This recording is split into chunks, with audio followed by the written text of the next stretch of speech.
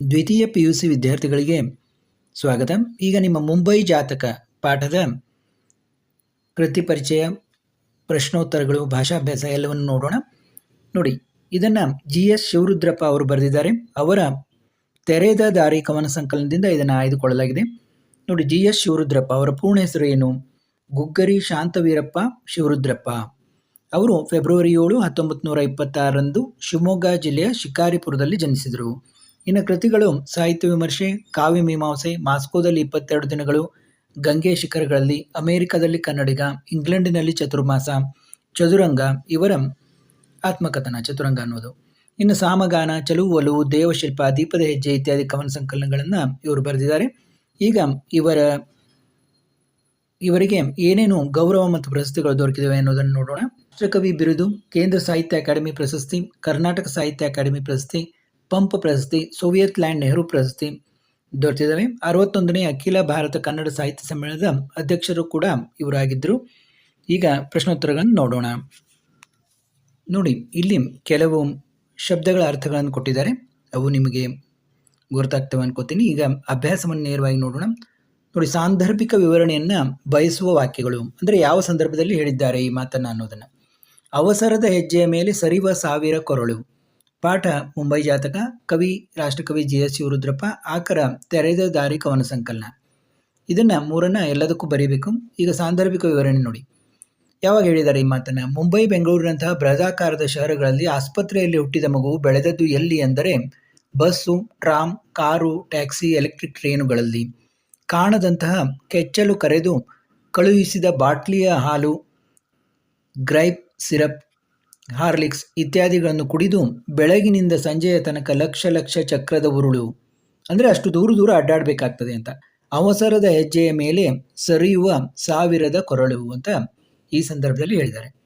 ಇನ್ನು ರಸ್ತೆ ದಾಟುವಾಗ ಎಚ್ಚರಿಕೆ, ಇದು ಕೂಡ ಸೇಮ್ ಬರೀಬೇಕು. ಮುಂಬೈ ಜಾತಕ, ರಾಷ್ಟ್ರಕವಿ GS ಶಿವರುದ್ರಪ್ಪ, ತೆರೆದ ದಾರಿ ಕವನ ಸಂಕಲನ. ನೋಡಿ, ಸ್ವೇಚ್ಛೆಯ ಶ್ರೀಮಂತ ನಗರಗಳಾದ ಮುಂಬೈಯಲ್ಲಿ ಅಥವಾ ಬೆಂಗಳೂರಿನಲ್ಲಿ ಜನಿಸಿದಂಥ ಮಗು ಮೊದಲು ಕಲಿತ ಪಾಠವೆಂದರೆ ಕ್ಯೂ ನಿಲ್ಲು, ಫುಟ್ಪಾತ್ನಲ್ಲೇ ಸಂಚರಿಸು, ರಸ್ತೆ ದಾಟುವಾಗ ಎಚ್ಚರಿಕೆ, ಓಡು, ಎಲ್ಲಿಯೂ ನಿಲ್ಲದಿರು, ಹೇಗೋ ಅವರಿವರನ್ನು ತಳ್ಳಿ ಮುನ್ನುಗ್ಗು, ಎಲ್ಲಾದರೂ ಸರಿಯೇ ಬೇರೂರು, ಈರು, ಮನಸಾರೆ ಸುಖಪಡು. ನೋಡಿ, ಇದನ್ನೆಲ್ಲ ಹೇಳಬೇಕಾದರೆ ಈ ಮಾತು ಬಂದಿದೆ. ಇನ್ನು ರಸ್ತೆಯಂಚಿನಲ್ಲೇ ಕೈ ಹಿಡಿದು ನಡೆಸಿದವಳು, ಇದಕ್ಕೂ ಕೂಡ ಸೇಮ್ ಬರಿಬೇಕು ನೀವು. ಮುಂಬೈ ಜಾತಕ, ರಾಷ್ಟ್ರಕವಿ GS ಶಿವರುದ್ರಪ್ಪ, ತೆರೆದ ದಾರಿ ಕವನ ಸಂಕಲನ ಅಂತ. ಇಲ್ಲಿ ಬೃಹತ್ ಶಹರದಲ್ಲಿ ಹುಟ್ಟಿದಂತಹ ಮಗುವು ಬೆಳೆಯುವುದು ಅತಂತ್ರ, ಅನಾಥ ಸ್ಥಿತಿಯಲ್ಲಿ. ಅದಕ್ಕೆ ತಾಯಿಯು ನೀಡುವಂತಹ ಶಿಕ್ಷಣವಾದರೂ ಎಂಥದ್ದು. ಸಾವಿರ ಗಾಲಿ ಉರುಳಿ ಹೊರಳುವ ರಸ್ತೆಯ ಅಂಚಿನಲ್ಲಿ ಕೈ ಹಿಡಿದು ನಡೆಸುವವಳು, ಇರುವ ಒಂದಿಂಚು ಕೋಣೆಯಲ್ಲೇ ಹೊರಲೋಕವನ್ನು ಪರಿಚಯಿಸಿ ಎಚ್ಚರಿಕೆ ಕೊಟ್ಟವಳು. ಕುಳಿತು ಕೆಮ್ಮುವ ಪ್ರಾಣಿ. ನೋಡಿ, ಇದನ್ನು ಬಹಳಷ್ಟು ಸಾರಿ ಪರೀಕ್ಷೆಯಲ್ಲಿ ಕೇಳಿದ್ದಾರೆ. ನೋಡಿ, ಪಾಠ, ಕವಿ, ಆಕರ ಬರೆಯಿರಿ. ಸಾಂದರ್ಭಿಕ ವಿವರಣೆ: ಅನಾಥ ಪ್ರಜ್ಞೆಯಲ್ಲಿ ಬೆಳೆಯುತ್ತಿರುವ ಮಗುವಿಗೆ ತಾಯಿ ನೀಡುವ ಪಾಠವು ಒಂದು ಬಗೆಯದಾದರೆ ಇನ್ನು ಆ ತಂದೆ ಎಂಬುವನ ಪಾಠವು ಹೇಳುತ್ತಿರೋದು. ಅವನು ಬೆಳಗಿನಿಂದ ಸಂಜೆಯ ತನಕ ಕಣ್ಮರಿಯಾಗಿ ಒಮ್ಮೊಮ್ಮೆ ರಜಾ ದಿನಗಳಲ್ಲಿ ಕಣ್ಣಿಗೆ ಕಂಡು ಕುಳಿತು ಕೆಮ್ಮುವ ಪ್ರಾಣಿ ಅಂತ. ನೂರಾರು ಜಾಹೀರಾತುಗಳು ತಲೆಗೆ ತುರುಕಿದ್ದು. ನೋಡಿ, ಮುಂಬೈ ಅಂತ ರಾಕ್ಷಸಪಟ್ಟಣದಲ್ಲಿ ಹುಟ್ಟಿದಂತಹ ಮಗು ಶಾಲೆ ಕಾಲೇಜುಗಳಲ್ಲಿ ಕಲಿತದ್ದೇನು? ದಾರಿ ಬದಿ ನೂರಾರು ಜಾಹೀರಾತುಗಳು ತಲೆಗೆ ತುರುಕಿದ್ದು, ರೇಡಿಯೋ ಸಿಲೋನ್ ವ್ಯಾಪಾರ ವಿಭಾಗ ಶಿಫಾರಸು ಮಾಡಿದ್ದು, ಅಂದರೆ ಸ್ವಲ್ಪ ಹಿಂದಿನ ಕಾಲದ್ದಿದು. ಆವಾಗ ರೇಡಿಯೋದಲ್ಲಿ ಜಾಹೀರಾತುಗಳೆಲ್ಲ ಬರ್ತಿತ್ತು, ಅದನ್ನು ಆತ ತಲೆಗೆ ಹಾಕೋತಾನೆ ಅಂತ. ಅವನಾಗಿಯೇ ಕಲಿತದ್ದು ಬಲು ಕಡಿಮೆ. ಬಸ್ ಸ್ಟಾಪಿನಲ್ಲಿ ನಿಂತ ಬಣ್ಣಗಳ ಕಡೆಗೆ ಕಣ್ಣಾಡಿಸುವುದೊಂದನ್ನು ಬಿಟ್ಟು ಅಂದರೆ ಹರೆಯದ ಚಪಲವನ್ನು ಕಲಿತಿದ್ದಾನೆ ಅಂತ.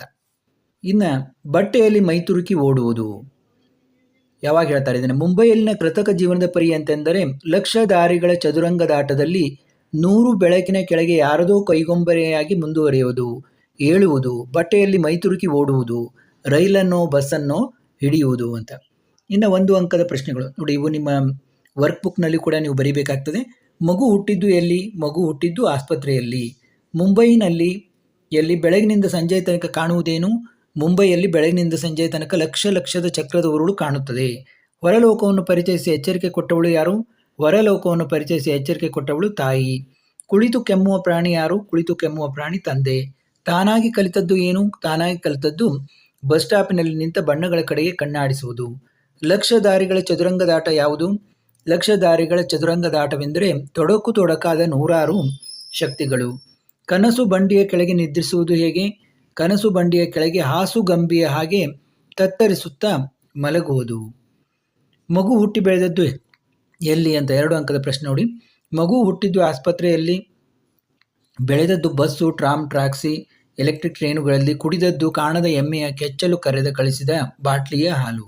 ಮಗು ಏನನ್ನು ಕುಡಿದು ಬೆಳೆಯುವುದು? ಮಗು ಕಾಣದ ಎಮ್ಮೆಯ ಕೆಚ್ಚಲು ಕರೆದ ಕಳುಹಿಸಿದ ಬಾಟ್ಲಿಯ ಹಾಲು, ಗ್ರೈಪ್ ಸಿರಪ್, ಹಾರ್ಲಿಕ್ಸ್ ಇತ್ಯಾದಿ. ಮಗು ಏನೇನು ಕಲಿಯಿತು? ಮಗು ಕ್ಯೂ ನಿಲ್ಲುವುದನ್ನು, ಫುಟ್ಪಾತ್ನಲ್ಲೇ ಸಂಚರಿಸುವುದನ್ನು, ರಸ್ತೆ ದಾಟುವಾಗ ಎಚ್ಚರಿಕೆ ವಹಿಸುವುದನ್ನು, ಹೇಗೋ ಅವರಿವರನ್ನು ತಳ್ಳಿ ಮುನ್ನುಗ್ಗುವುದನ್ನು ಕಲಿಯಿತು.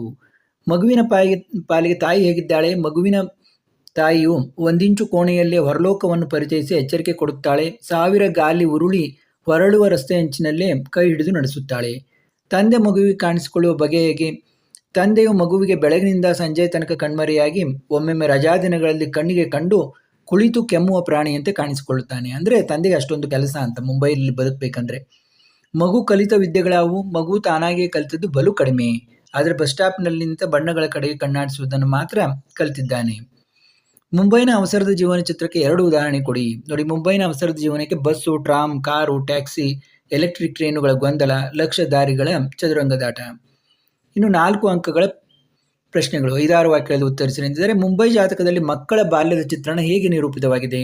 ಮುಂಬೈ ಜಾತಕದಲ್ಲಿ ಮಕ್ಕಳ ಜನನ ಆಸ್ಪತ್ರೆಯಲ್ಲಿ, ಬೆಳೆದದ್ದು ಬಸ್ಸು, ಟ್ರಾಮ್, ಟ್ಯಾಕ್ಸಿ, ಎಲೆಕ್ಟ್ರಿಕ್ ಟ್ರೈನುಗಳಲ್ಲಿ, ಇನ್ನು ಕುಡಿದದ್ದು ಕಾಣದ ಎಮ್ಮೆಯ ಕರೆದ ಬಾಟ್ಲಿಯ ಹಾಲು, ಇನ್ನು ಕಂಡಿದ್ದೇನೆಂದರೆ ಬೆಳಗಿನಿಂದ ಸಂಜೆಯ ತನಕ ಲಕ್ಷ ಚಕ್ರದ ಉರುಳು, ಅವಸರದ ಹೆಜ್ಜೆಯ ಮೇಲೆ ಸರಿಯುವ 1000 ಕೊರಳು, ಇನ್ನು ಕಲಿಯುವುದೇನೆಂದರೆ ಕ್ಯೂ ನಿಲ್ಲುವುದು, ಫುಟ್ಪಾತ್ನಲ್ಲೇ ಸಂಚರಿಸುವುದು, ರಸ್ತೆ ದಾಟುವಾಗ ಎಚ್ಚರಿಕೆ ವಹಿಸುವುದು, ಎಲ್ಲಿಯೂ ನಿಲ್ಲದೆ ಓಡುವುದು, ಹೇಗೋ ಅವರಿವರನ್ನು ತಳ್ಳಿ ಮುನ್ನುಗ್ಗುವುದು. ತಂದೆ ತಾಯಿಗಳು ಮಗುವಿಗೆ ಗೋಚರಿಸುವ ಬಗೆಯನ್ನು ವಿವರಿಸಿ. ಮುಂಬೈಯಂಥ ಶಹರದಲ್ಲಿ ತಂದೆ ತಾಯಿಗಳು ಮಗುವಿಗೆ ಕಾಣುವ ರೀತಿ ಹೇಗೆಂದರೆ, ತಾಯಿಯು ಮಗುವನ್ನು 1000 ಗಾಲಿ ಉರುಳಿ ಹೊರಳುವ ರಸ್ತೆ ಅಂಚಿನಲ್ಲಿ ಕೈ ಹಿಡಿದು ನಡೆಸುತ್ತಾಳೆ. ಇರುವ ಒಂದಿಂಚು ಕೋಣೆಯಲ್ಲಿ ಹೊರಲೋಕವನ್ನು ಪರಿಚಯಿಸಿ ಎಚ್ಚರ ಕೊಡುತ್ತಾಳೆ. ಅಂದರೆ ತುಂಬ ಸಣ್ಣದಾದ ಕೋಣೆಗಳಂತ ಮುಂಬೈನಲ್ಲಿ. ಇನ್ನು ತಂದೆ ಬೆಳಗಿನಿಂದ ಸಂಜೆ ತನಕ ಕಣ್ಮರೆಯಾಗಿ ಒಮ್ಮೊಮ್ಮೆ ರಜಾದಿನಗಳಲ್ಲಿ ಕಣ್ಣಿಗೆ ಕಂಡು ಕುಳಿತು ಕೆಮ್ಮುವ ಪ್ರಾಣಿಯಾಗಿ ಗೋಚರಿಸುತ್ತಾನೆ. ಅಂದರೆ ಮಧ್ಯಮ ವರ್ಗದವರು, ಬಡವರು ಮುಂಬೈನಲ್ಲಿ ಯಾವ ರೀತಿ ಬದುಕ್ತಾರೆ ಎನ್ನುವುದನ್ನು ನಮಗಿಲ್ಲಿ ಕಾಣ್ತದೆ. ಮಗು ಕಲಿತದ್ದನ್ನು ಮತ್ತು ವಿದ್ಯಾಭ್ಯಾಸ ಮಾಡುವ ವಿವರವನ್ನು ವಿಶ್ಲೇಷಿಸಿ. ಮುಂಬೈಯಂಥ ಶಹರದಲ್ಲಿ ಮಗು ಕ್ಯೂ ನಿಲ್ಲುವುದನ್ನು, ಫುಟ್ಪಾತ್ನಲ್ಲಿ ಸಂಚರಿಸುವುದನ್ನು, ರಸ್ತೆ ದಾಟುವಾಗ ಎಚ್ಚರಿಕೆ ವಹಿಸುವುದನ್ನು, ಎಲ್ಲಿಯೂ ನಿಲ್ಲದೆ ಓಡುತ್ತಾ ರಸ್ತೆಯಲ್ಲಿ ಅವರಿವರನ್ನು ತಳ್ಳಿ ಮುನ್ನುಗ್ಗಿ ಎಲ್ಲಿಯಾದರೂ ನೆಲೆಸುತ್ತದೆ. ಇನ್ನು ವಿದ್ಯಾಭ್ಯಾಸವು ಜಾಹೀರಾತು, ರೇಡಿಯೋ ಸಿಲೋನ್ ಕೇಳುವುದು, ಬಸ್ ಸ್ಟಾಪ್ನಲ್ಲಿನ ತರುಣಿಯರತ್ತ ಕಣ್ಣು ಹಾಯಿಸುವುದು. ನಗರ ಜೀವನದ ಯಾಂತ್ರಿಕ ವಿವರಗಳು ಕವಿತೆಯಲ್ಲಿ ಹೇಗೆ ಚಿತ್ರಿತಗೊಂಡು ವಿವರಿಸಿರಿ. ಕವಿ GS ರುದ್ರಪ್ಪರು ಬರೆದಂತಹ ಮುಂಬೈ ಜಾತಕ ಕವನ ಮುಂಬೈಯಂತಹ ಶಹರದಲ್ಲಿ ಜನತೆ ನಡೆಸುವ ಯಾಂತ್ರಿಕ ಜೀವನದ ಬರ್ಬರ ಚಿತ್ರಣವನ್ನು ಕೊಟ್ಟಿದ್ದಾರೆ. ಮಗು ಜನಿಸುವುದು ಆಸ್ಪತ್ರೆಯಲ್ಲಿ, ಬೆಳೆದದ್ದು bus, tram, car, taxi, electric ಟ್ರೈನುಗಳಲ್ಲಿ, ಕಾಣದ ಎಮ್ಮೆಯ ಕೆಚ್ಚಲು ಕರೆದು ಕಳುಹಿಸಿದ ಬಾಟ್ಲಿಯ ಹಾಲು, ಗ್ರೈಪ್ ಸಿರಪ್, ಹಾರ್ಲಿಕ್ಸ್ ಇತ್ಯಾದಿಯನ್ನು ಕುಡಿದು ಬೆಳೆಯುತ್ತದೆ ಅಂತ. ತಾಯಿಯು ಮಗುವಿಗೆ ಸಂಸ್ಕೃತಿಯುತವಾದಂಥ ಶಿಕ್ಷಣವನ್ನು ಕೊಡುವುದಕ್ಕಿಂತಲೂ ಯಾಂತ್ರಿಕ ಬದುಕಲ್ಲಿ ಹೇಗೆ ಬದುಕಬೇಕೆಂದು ಕಲಿಸುತ್ತಾಳೆ. ಇನ್ನು ಭಾಷಾಭ್ಯಾಸ ನೋಡಿ. ನಿಲ್ಲದಿರು, ತಳ್ಳದಿರು, ಕಾಣದಿರು ಮುಂತಾದ ನಿಷೇಧಾರ್ಥಗಳನ್ನು ಗಮನಿಸಿ. ನೋಡಿ, ಇವೆಲ್ಲ ನೆಗೆಟಿವ್ ಇರುವಂಥದ್ದು. ಇವು ಎಲ್ಲ ನಿಷೇಧಾರ್ಥಗಳು ಅಂತ. ಇನ್ನು bus, tram, car, taxi, electric train, bottle ಮುಂತಾದ ಅನ್ಯ ದೇಶ ಪದಗಳನ್ನು ಗಮನಿಸಿ ಕವಿತೆಯಲ್ಲಿರುವ ಇಂಥ ಪದಗಳನ್ನು ಪಟ್ಟಿ ಮಾಡಿ ಎಂದಿದ್ದಾರೆ. Gripe syrup, Horlicks, queue, footpath, college, radio ಇವು ಕೂಡ ಕವಿತೆಯಲ್ಲಿ ಈ ಥರ ಅನ್ಯ ದೇಶ ಪದಗಳಾಗಿವೆ. ಇನ್ನು ಬೆಳಗಿಂದ ನಡೆಸಿದವಳು, ಬಸ್ ಸ್ಟಾಪ್ನಲ್ಲಿ ಇವುಗಳ ವಿಭಕ್ತಿ ಪ್ರತ್ಯಯಗಳನ್ನು ಗುರುತಿಸಿ ವಿಭಕ್ತಿಯನ್ನು ಹೆಸರಿಸಿರಿ ಎಂದಿದ್ದಾರೆ. ನೋಡಿ, ಬೆಳಗಿಂದ ಇಂದ ಅಂತಿದೆ ಪಂಚಮಿ ವಿಭಕ್ತಿ. ನಡೆಸಿದವಳು ನೋಡಿ, ಇದು ತಪ್ಪಾಗಿದೆ. ನಡೆಸಿದವಳು ಅಂತಂದರೆ ಉಕಾರ, ಇದು ನಿಮಗೆ ವಿಭಕ್ತಿಗಳು ಗೊತ್ತಿರಬೇಕು. ಉ ಅಂದರೆ ಪ್ರಥಮ ವಿಭಕ್ತಿ. ಬಸ್ ಸ್ಟಾಪಿನಲ್ಲಿ, ಅಲ್ಲಿ ಅನ್ನೋದು ಸಪ್ತಮಿ ವಿಭಕ್ತಿ. ಇದು ಪಂಚಮಿ ವಿಭಕ್ತಿ ಅನ್ನೋದು ತಪ್ಪು, ಅದೊಂದು ಇದನ್ನು ಮಾಡ್ಕೊಳ್ಳಿ, ಪ್ರಥಮ ವಿಭಕ್ತಿ. ಇನ್ನು ಕಳುಹಿಸಿದ, ತಡೆ ಹಿಡಿಯುವುದು, ತತ್ತರಿಸುತ್ತಾ ಇವುಗಳ ಕಾಲಸೂಚಕಗಳನ್ನು ಗುರುತಿಸಿ. ಕಳುಹಿಸಿದ ಅಂದರೆ ಈಗಾಗಲೇ ಕಳಿಸಿ ಮುಗಿಸಿಬಿಟ್ಟಿದ್ದಾನೆ, ಇದು ಭೂತಕಾಲ, ಹಿಂದೆ ನಡೆದಿದ್ದು.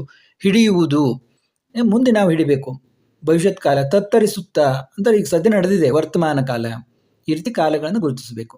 ಮತ್ತೆ ಮುಂದಿನ ಪಾಠ ಪದ್ಯಗಳೊಂದಿಗೆ ಭೇಟಿಯಾಗೋಣ.